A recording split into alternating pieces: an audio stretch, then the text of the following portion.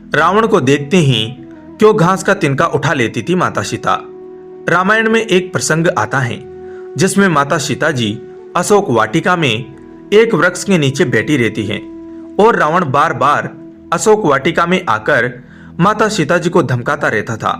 और जब भी लंकापति रावण उनके समीप आने की कोशिश करता था तो माता सीता जी एक घास का तिनका उठाकर रावण को सावधान करती थी और कहती थी कि वह उनके समीप ना आए, अन्यथा उसका सर्वनाश निश्चित है।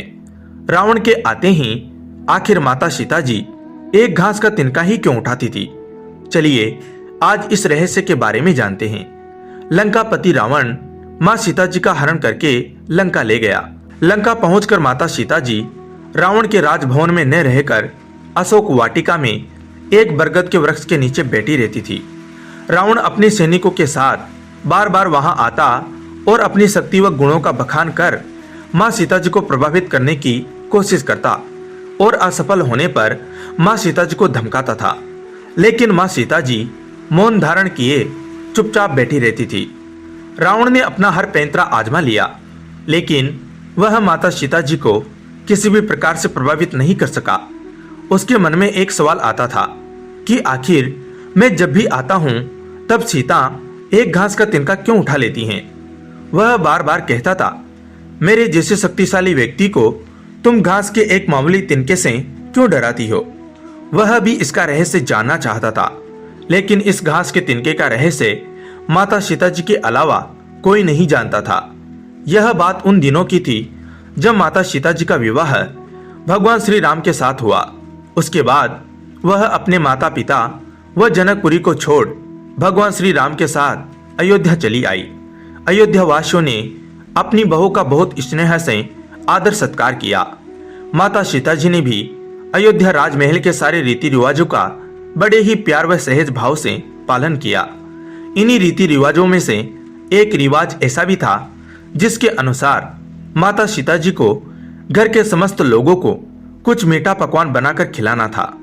माता सीता जी ने मीठे पकवान में खीर बनाई और समस्त परिजनों को खीर खाने के लिए आमंत्रित किया गया। सभी परिजनों ने माता सीता जी का आमंत्रण स्वीकार किया और खीर खाने बैठ गए। मां सीता जी ने सबको खीर परोस दी, लेकिन न जाने कैसे राजा दशरथ जी की खीर में एक छोटा सा घास का तिनका गिर गया, जिसे मां सीता जी ने देख लिया।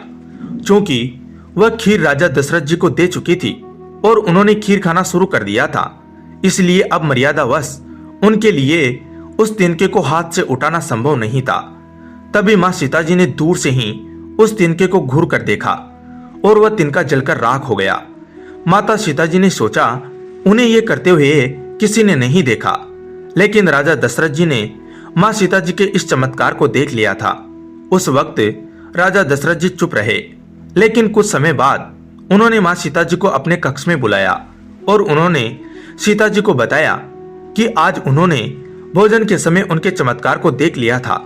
तब उन्होंने सीता जी से कहा, आप साक्षात जगत जननी स्वरूपा हैं, लेकिन आप मेरी एक बात हमेशा याद रखना, आपने जिस नजर से आज उस तिनके को देखा था, उस नजर से आप कभी भी अपने शत्रु को भी मत देखना।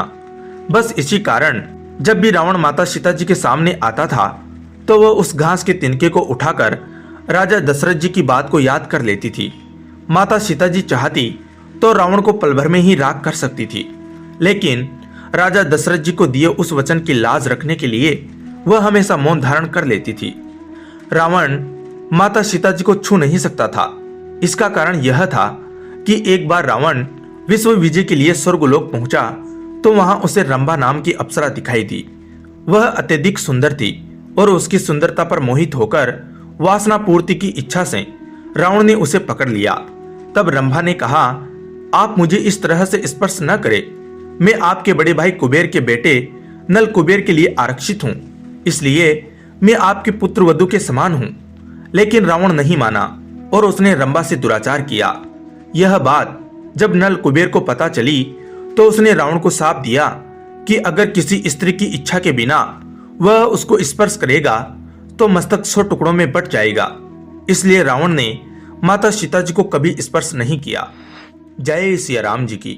आपका धन्यवाद दोस्तों।